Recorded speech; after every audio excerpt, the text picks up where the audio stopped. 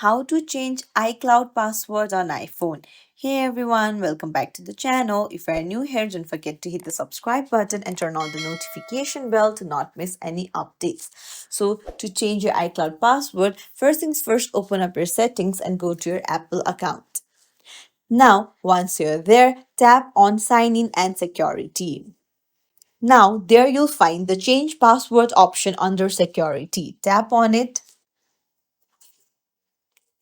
Now you'll need to enter your iPhone passcode. So this iPhone can be used to change your password because you're signed into iCloud and have a passcode enabled. So enter your current passcode, and then once you do that, you will be navigated to this page. So here you'll need to put in a new password and then retype the password. And that's it. It's as simple as that to change the iCloud password. If you found this tutorial helpful, don't forget to like and subscribe to our channel for more tips and tricks. Thank you for watching.